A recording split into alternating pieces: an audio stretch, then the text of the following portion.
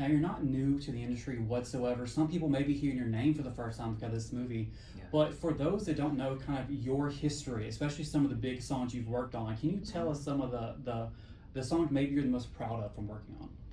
But as a songwriter for Mm. other K-pop artists, oh wow, that's a good question.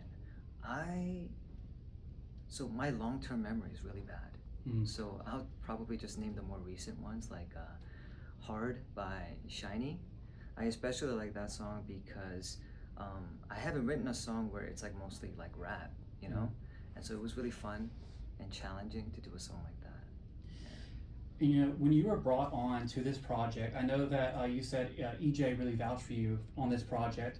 How big did you think this movie would get originally? Did you have any type of, oh, this is, I think it'll do this much, you know?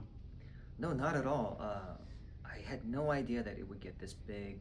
Um, I was just hoping that after we were done with everything, that there would be like a handful of people that really enjoyed it.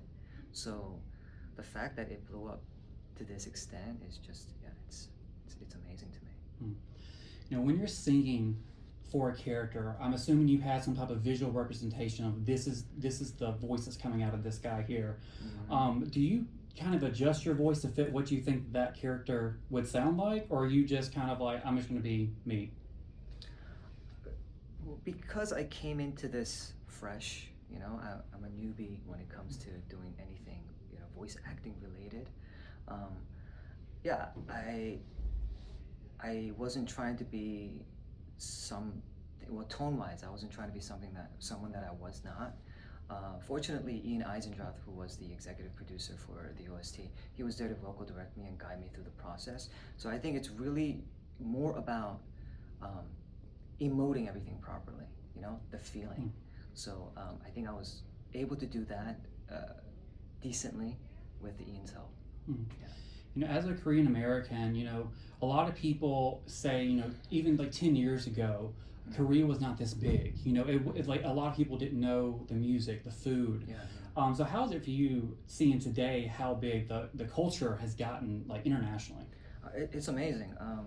I've had multiple conversations about this, especially with my like songwriting friends in the industry, and we would always talk about like, you know, what it would be like if K-pop went global, you know, and we would always say like, oh, we'll never see that in our lifetime, and so I'm just so glad we were wrong, and, you know, and to be a part of that is such an incredible feeling. Yeah. You know, they just announced Mattel, Netflix. You know, they're creating the Huntrix characters. Yeah. I mean, first, how exciting is it to get to that point? And do you hope that there is a Jinu character, like doll in the future, for you to kind of have that? Oh, piece there's of? got to be a Jinu, right? I'd be really disappointed if there wasn't.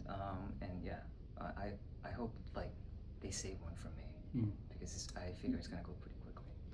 And lastly, you know, Juno didn't have the end that everyone hoped for. You've seen the little memorials that people have made at KCON and stuff like that. Yeah. But you know, there's been a lot of talks about, you know, future sequels.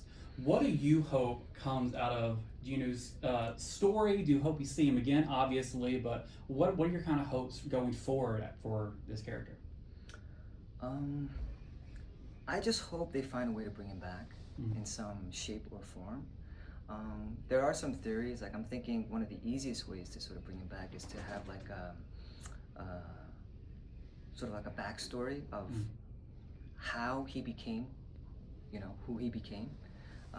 So yeah, if anything, it would be great to just get a deeper backstory behind each character.